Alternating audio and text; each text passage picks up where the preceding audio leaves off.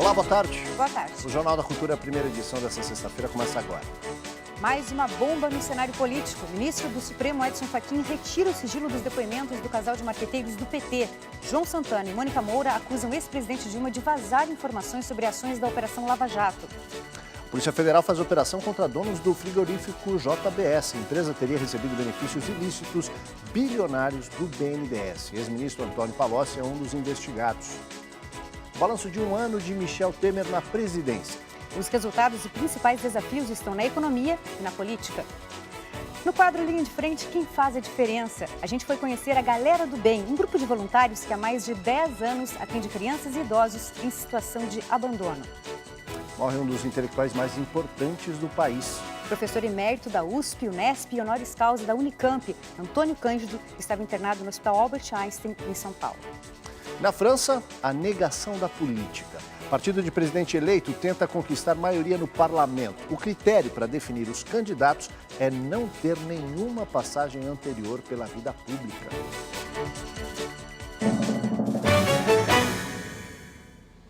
A gente começa falando dessa data desse final de semana, importante, né? A data é comercial, a gente sabe, mas o amor e o respeito são bem reais. Nesse domingo aqui no Brasil, a gente comemora o Dia das Mães de todas elas. As que escolheram o momento de engravidar e as que não tiveram essa opção. Nesse domingo, mais do que celebrar uma maternidade idealizada que traz tanta cobrança para as mulheres, vamos celebrar a maternidade real, cheia de dúvidas e alegrias. E também o poder de escolha da mulher, inclusive a escolha de não ter filhos. Raquel foi mãe pela primeira vez quando tinha a idade da filha caçula. 3 filhos depois, veio o segundo susto. Não programei, nem o primeiro, nem a Débora, que foi a última. Foram 2 surpresas maravilhosas na minha vida. A Raquel passou pela experiência dos filhos programados e também a dos filhos inesperados. Mas nem todo mundo quer passar por essas experiências. A maternidade é ou deveria ser uma escolha. E olha, eu garanto, dá para ser feliz do mesmo jeito. A Ana Paula, por exemplo, também escolheu não ter filhos. Produtora de eventos, casada com um DJ que trabalha à noite, ela acredita que um filho não se encaixa na vida deles. Casei, não tenho mais vontade de ter filhos por uma série de razões. A gente decidiu não ter, é uma opção que chegamos nessa conclusão juntos. Se você tem que ter vocação profissional para ser médica, para morar no Brasil ou na Indochina, vamos convir que na questão da maternidade é muito mais importante. Não só muitas mulheres conseguem se realizar em não sendo mãe, como avançando até mais. A maternidade para elas implicaria numa frustração.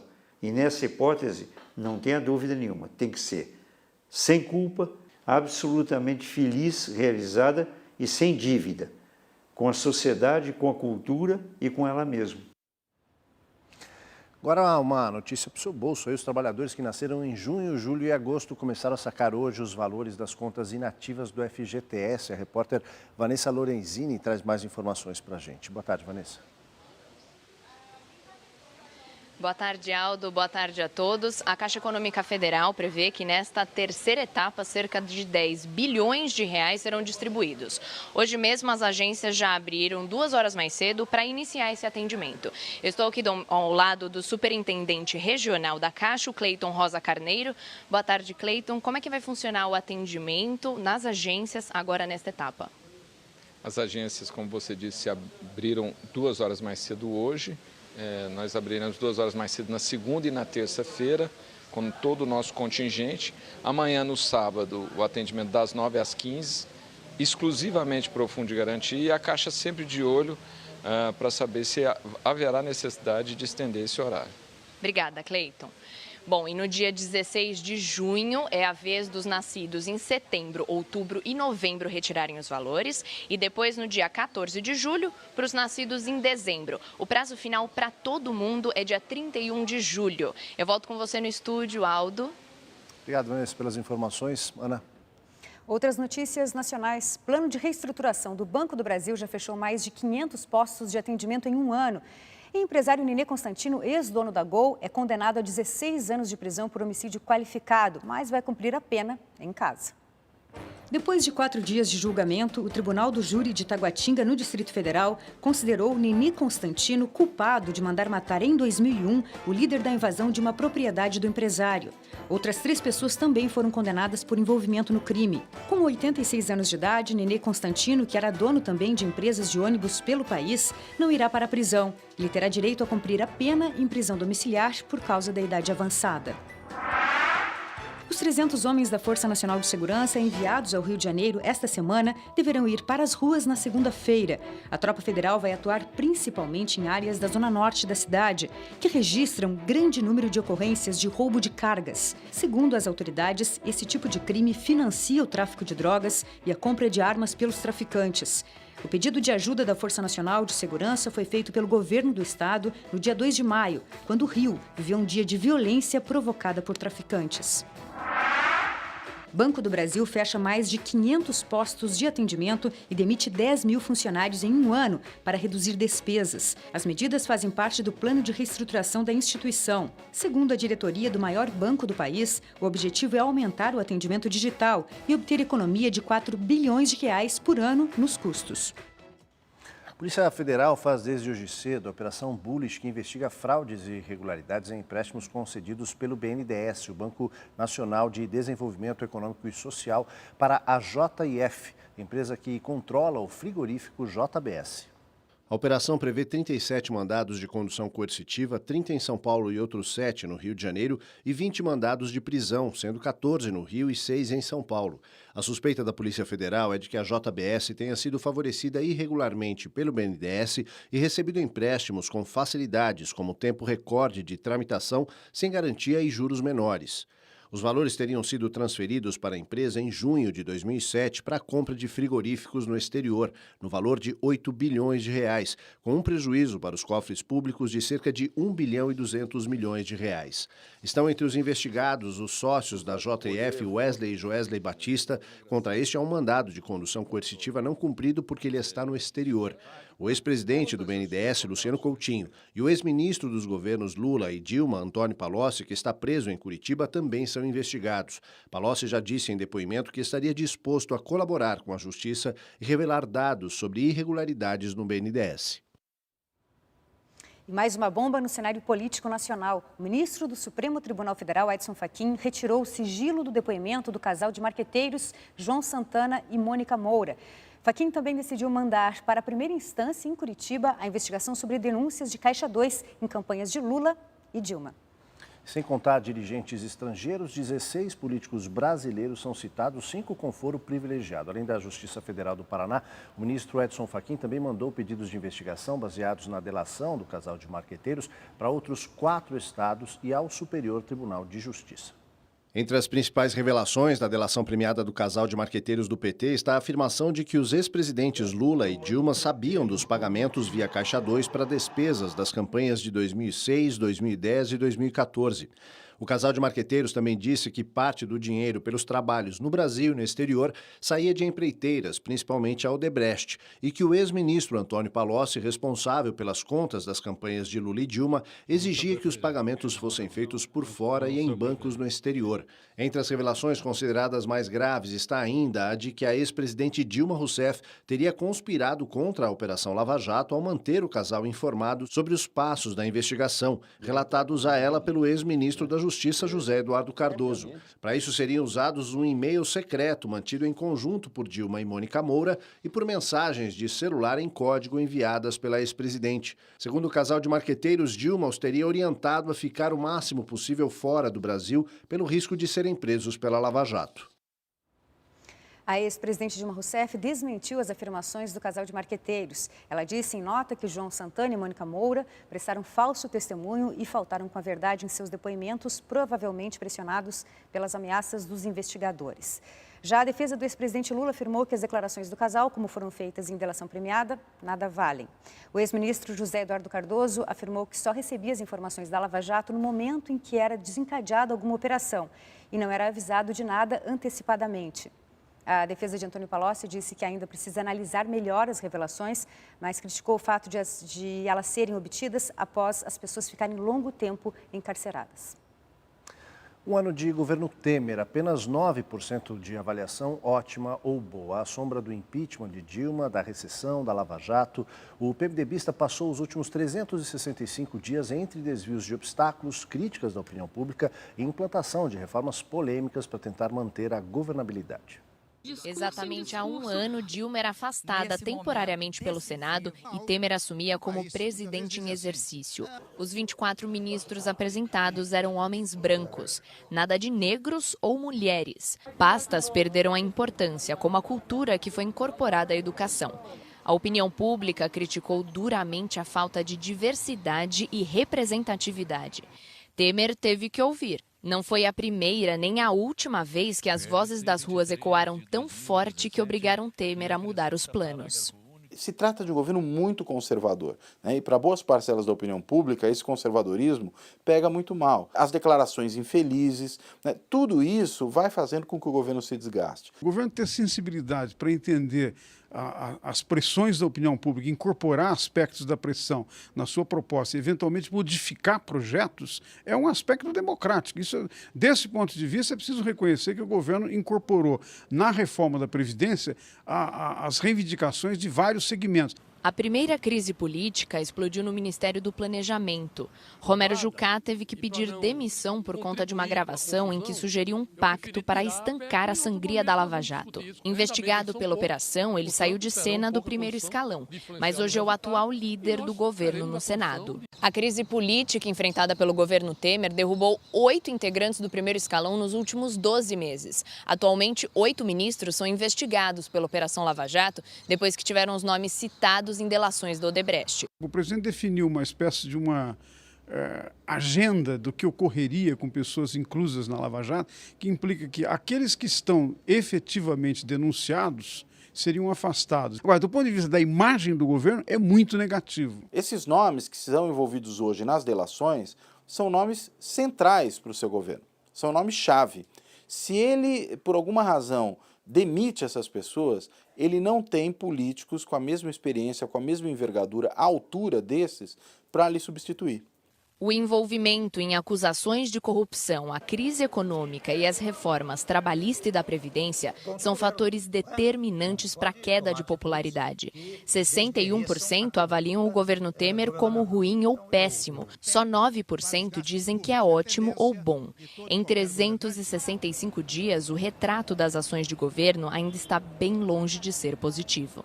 É um presidente de mandato curto, um presidente sem carisma algum, um presidente sem muito apelo eleitoral. Então era de se esperar que ele não disputasse a reeleição. As suas baixas taxas de aprovação reforçam isso. O que sobra para ele é deixar uma marca, é promover mudanças que, por alguma razão, ele considera importantes. Um governo extremamente impopular que, no entanto, está enfrentando questões muito importantes do ponto de vista da reorganização da economia. Mas, do ponto de vista da sua imagem política, do seu papel político, tem aspectos que têm que ser criticados e, portanto, são aspectos que são levados em consideração de uma maneira negativa pela população brasileira. Na economia, o governo Temer se apressou para aprovar várias reformas e tentar frear a recessão e o desemprego. Algumas medidas já aprovadas surtiram algum efeito, mas economistas divergem sobre a forma como o presidente conduziu o processo e como foi o impacto para a população mais pobre. A PEC do teto, aprovada em dezembro, foi a primeira grande medida que a gestão Temer conseguiu implementar. Ela limita os gastos públicos pelos próximos 20 anos, decisão com poucas vantagens econômicas, na opinião deste professor da PUC São Paulo. Você tentar limitar os gastos públicos, colocando todos os gastos numa mesma cesta, é um grande equívoco. Seria preciso que você repensasse a PEC do teto, desconsiderando os investimentos, ou seja, preservando o investimento público como um fator importante de retomada da economia. Este professor de economia da USP tem uma opinião diferente. Para ele, o governo acerta nas medidas e cita como exemplos a queda do risco Brasil pela metade, índice que deve retomar a atenção de investidores, o controle da inflação, hoje próxima dos 4%, e a recuperação da Petrobras. É uma empresa que responde, acho que por 20% do investimento, de todo o investimento. Então, essa empresa, quando ela vai mal, você mata 20% do investimento da economia brasileira. A liberação das contas inativas do FGTS desde março é vista por especialistas como uma medida pontual, sem grandes efeitos na macroeconomia. Eles também destacam o fato de o governo Temer ter enfrentado questões polêmicas, porém necessárias para a retomada da economia, como as reformas trabalhista e previdenciária, mesmo que elas tenham um custo social. Infelizmente, a gente vai ter que retirar alguns benefícios que nesse quadro não são mais sustentáveis para que a gente possa recuperar o Estado e manter benefícios, principalmente para aqueles que mais precisam. O desemprego continua em alta, com mais de 14 milhões de pessoas sem trabalho e ainda deve subir mais neste ano. Para combatê-lo, são necessárias outras iniciativas. Poderia ser incentivado com uma política mais célere de redução dos juros e de ampliação do crédito, o que não está ocorrendo. Muito pelo contrário, a política econômica do governo Temer tem reduzido bastante a capacidade de financiamento dos bancos públicos.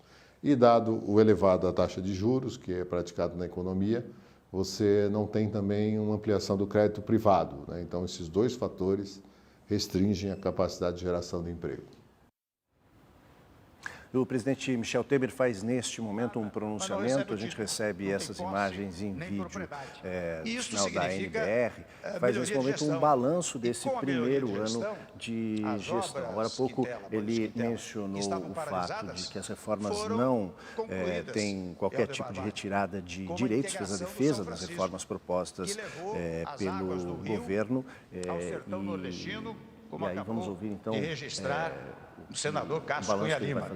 E vamos também, convenhamos, Maurício Quintela, concluir outras que se arrastam há muitos anos. Só para exemplificar, o caso da ferrovia Norte-Sul.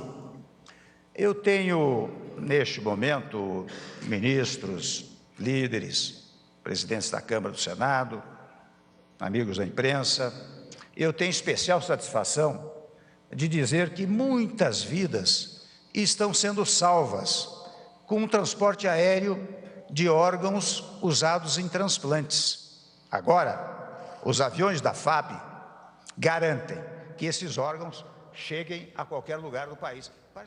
Você acompanha o resumo dessa fala do presidente logo mais à noite no Jornal da Cultura, às 9 da noite. A gente muda de assunto agora, mais gente poderá receber a vacina da gripe de graça nos postos de saúde. A campanha de vacinação foi ampliada pelo governo de São Paulo.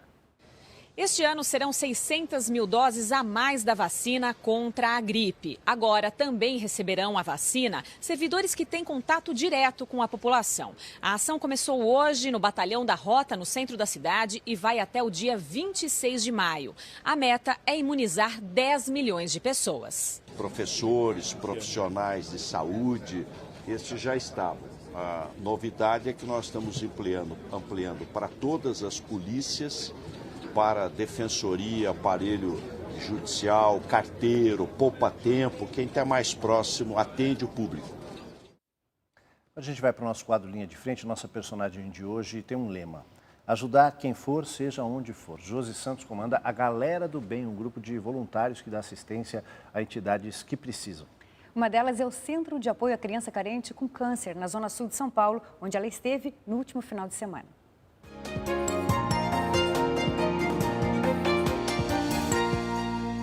Eu sou a Josi Santos, eu sou líder da Galera do Bem SP, que é um grupo de amigos que se uniu para fazer o bem. Ai, que delícia! Somos padrinhos em 7 instituições carentes, né? São instituições que vivem 100% de doações.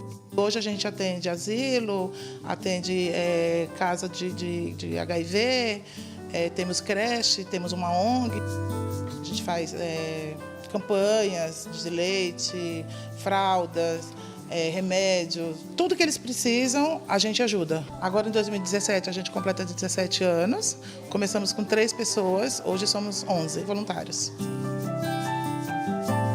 Hoje a gente veio fazer um lanchinho gostoso para nossas crianças, né, animá-los um pouquinho. Sempre quando ela vem, ela traz alegria. Nem tanto para nós como para nossas filhas, porque a gente está aqui há muito tempo. Eu fico feliz. É o melhor dia. O meu sonho é que a Galera do Bem SP se multiplique Brasil afora. Como eu tenho um filho que ontem fez 16 anos, e ver ele seguindo nossos passos, sabe? Nos acompanhando com os amiguinhos, trazendo mais amiguinhos da idade dele. A maior gratidão é essa, é saber que tem crianças que estão seguindo os nossos passos e que daqui a 50 anos vai existir uma galera do bem SP.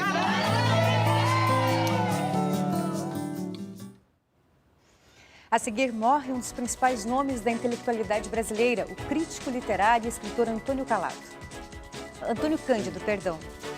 Mais outro assunto, a negação da política na França. Olha, o presidente eleito por lá tenta conquistar a maioria no parlamento e o critério para definir candidatos é não ter passagem pela vida pública. A gente volta já.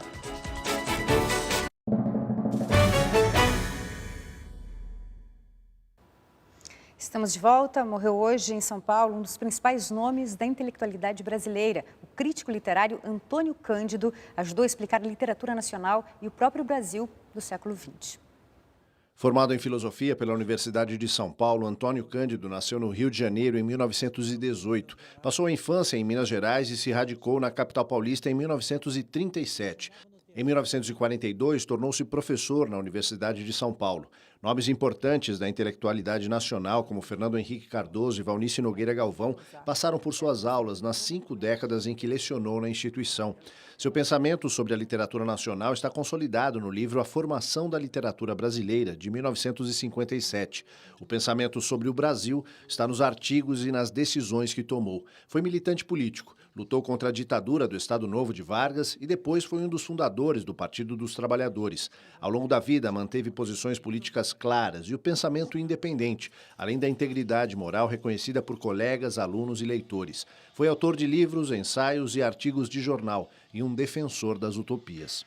Nós estamos agora vivendo essa coisa duríssima, fim das utopias, que gera uma coisa muito estranha.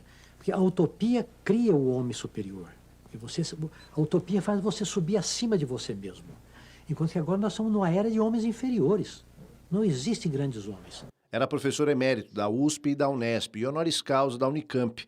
Casou-se em 1943 com a escritora Gilda de Mello e Souza, que morreu em 2005. Tiveram 3 filhas. O professor Antônio Cândido estava internado no Hospital Albert Einstein, onde é realizado o velório. Uma candidatura política sem políticos. Essa é a proposta do presidente eleito da França, Emmanuel Macron, para conquistar a maioria das cadeiras no parlamento. Veja essa e outras notícias internacionais. O presidente eleito da França, Emmanuel Macron, cumpriu a promessa de apresentar novos rostos para as eleições legislativas. O partido En Marche indicou uma lista preliminar de 428 candidatos, dos quais mais da metade não tem experiência política. São empresários, ativistas e acadêmicos. A escolha também respeita uma paridade de gênero, 214 homens e 214 mulheres, com idade média de 46 anos. A média atual na Assembleia Nacional Francesa é de 60 anos. Macron assume no próximo domingo e, para conseguir implementar as reformas em educação e emprego que ele propõe, precisa de maioria no parlamento. O presidente norte-americano Donald Trump admitiu que levou em consideração a investigação do FBI sobre a possível interferência russa nas eleições à presidência, antes de demitir o ex-diretor da agência, James Comey. A declaração vem depois de Trump negar relação entre os fatos. Inicialmente, ele havia atribuído a demissão ao desempenho de Comey, que teria perdido o respeito dos agentes. O diretor interino do FBI desmentiu o presidente em declaração no Congresso. Andy McCabe disse que seu antecessor era respeitado e que a investigação da ligação entre assessores de Trump e hackers russos era prioridade. O Papa Francisco chega nesta sexta-feira à cidade de Fátima, em Portugal. O país decidiu manter moderado o alerta contra o terrorismo. Um forte esquema de segurança envolve a visita do pontífice para o centenário das aparições e a canonização de 2 dos 3 videntes. O policiamento de fronteiras foi reforçado nos últimos dias. Os irmãos Francisco e Jacinta serão declarados santos por um milagre reconhecido pelo Vaticano, a cura de um menino brasileiro que sofreu traumatismo craniano. Mais de 1 milhão de fiéis devem acompanhar a missa de canonização. E agora é a hora do esporte com Cadu Cortez. Oi, Cadu. Vamos lá, tudo bem, Ana? Tudo bem. Salve, Cadu, bem-vindo. Salve, salve. Vamos lá, nossa hora de esporte desta sexta-feira, último dia da semana. Ontem teve jogo pela Copa Sul-Americana com emoções distintas. Vamos ver. Isso porque o Sport Recife teve que ir na Bacia das Almas buscar a classificação pela Copa Sul-Americana. Depois de vencer o primeiro jogo por 3-0, o Leão foi ao Uruguai e tomou um chocolate, perdeu pelo mesmo placar Com Jonathan Santos e Olaça, a equipe uruguaia abriu 2-0. No início do segundo tempo, Olaça, de novo, de pênalti, fez o terceiro. Decisão nas penalidades. Gonçalo Gonçalves e Marcelo Tabares ficaram nas mãos do gigante voador Magrão. André bateu com categoria e salvou o Sport do vexame. Quem não deu tanta sorte assim foi o São Paulo. Jogando no Morumbi, o tricolor, que havia empatado sem gols com o Defensa e Justiça, teve 17 dias para treinar, mas voltou a empatar com gols. 1-1 com o time argentino e começou dando a impressão que venceria fácil. Aos 5 minutos do primeiro tempo, Thiago Mendes abriu o placar. No entanto, 5 minutos depois, Castellani empatou. A desorganização dos donos da casa e o apito final resultaram em vaias e na terceira eliminação do São Paulo na temporada. Tá feia a coisa para o São Paulo. E nesse final de semana começa o Campeonato Brasileiro. E na onda da etapa brasileira do Mundial de Surf, o Cine Esporte desta sexta-feira traz o filme Na Onda Certa. Vamos ver.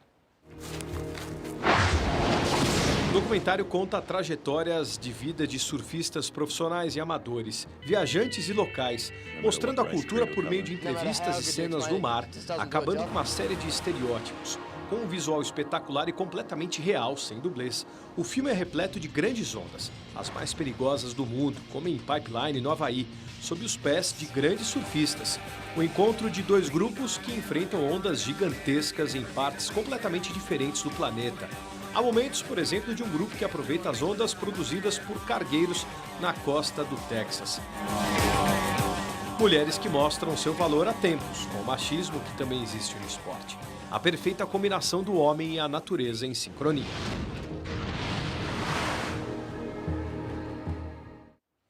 Tudo bem, belas imagens. Bom final de semana. Vocês também, gente. Até segunda. Até segunda. Tchau.